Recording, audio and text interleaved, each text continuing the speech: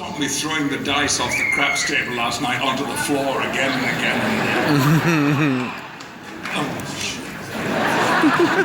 It really happened like that. I'd never played craps before, and a very good friend said, "Oh, come on, I'll show you, it's easy." And so it came my turn to throw, and I couldn't keep them on the table. It's humiliating. Where are you going? You're going that way. Okay. You know when you walk in front of a knight of the realm, you're supposed to curtsy before you... She did!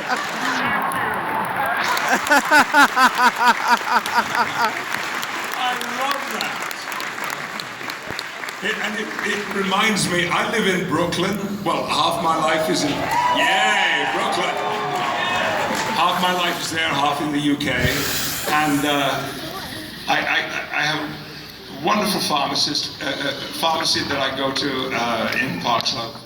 And a couple of weeks after I had been to the palace to get my knighthood, I went into the pharmacy, and one of the pharmacists there, great guy, said, when he saw me come through the door, he said, "So, what do we have to do now? Curtsy?"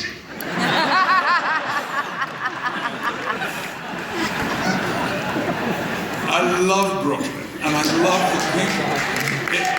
It's a great part of the world, and I feel I have been, I've been taken in and made part of our little community.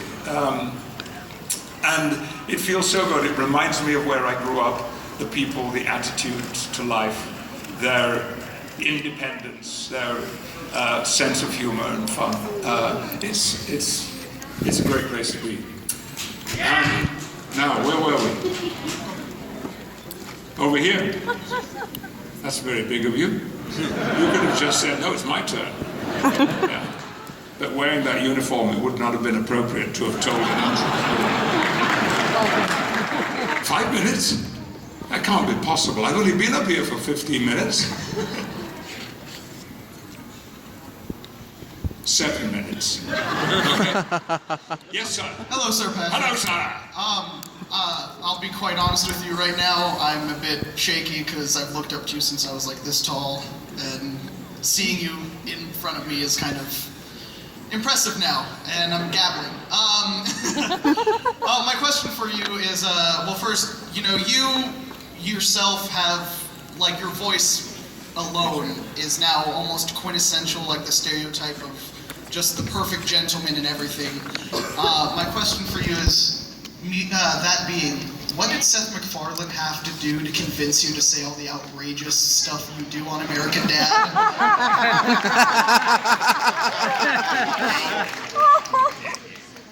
He had to do nothing at all. I actually love Avery Bullock, and he is outrageous and disgraceful and shocking and impossible, but I do adore him. He's one of the funniest characters, honestly. Oh, thank you. And I'm proud to be part of that great team that produced American Dad. Only on 2 occasions, and this is 11 years of episodes, have I said to the writers, or I think on one occasion to Seth, "Guys, I can't say that." And, they were great about it. But I thought both of the things would give offense to a group of people and the other one to a particular individual, and I didn't want to do that. Seth is much braver than I am, so he said, "No problem, that's fine." No, I love the outrageous things I get to do. As I kind of wish sometimes that there was a live-action version of American Dad, And I'll tell you a fun thing about American Dad. Avery Bullock is clearly English, yes? None of the other agents have noticed. It's a wonderful joke, because it's an indication of how stupid the CIA agents are. They haven't noticed their boss isn't American. I mean, how could that possibly be? So Seth has assured me that at some point, when finally American Dad, if ever it does, is wound up, there will be an episode towards the end where one of the agents says, "Hey, have you noticed Deputy Bullock has a weird way of talking?" Then it will all come out. Thank you. Thank you very much. Thank you. A music issue. Yes, sir. Good day, sir. Good day. One of my favorite elements of the Next Generation series was the exploration of humanity through the eyes of Data. Most specifically, were these scenes in which Captain Picard was instructing Data in performing Shakespeare. I was wondering if there was an influence from your past history with the Royal Shakespeare Company. Did the writers come up with this idea? Or if you had suggested it on your own, and what's your thoughts on the importance of it?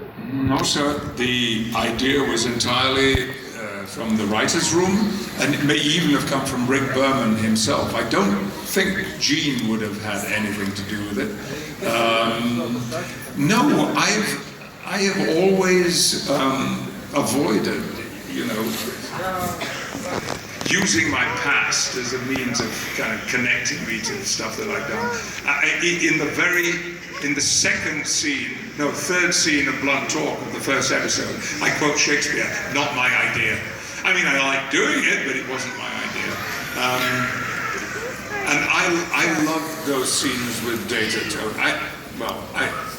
It's invidious to single any one of the cast members because I love working with everybody. But the whole philosophy of Data trying to understand the nature of humanity was a beautiful part of the series. And I think, actually, particularly for young people, had a lot of positive output about it.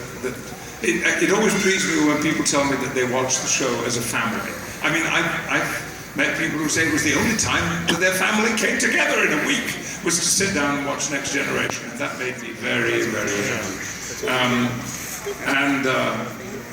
I don't know if there'll be any more Shakespeare. Actually, there is. What am I saying? No more Shakespeare. I'm actually going to do a film of a Shakespeare play starting the end of next month. But that might be the last one, because there are not many roles left. Thank you. Okay. 3 minutes.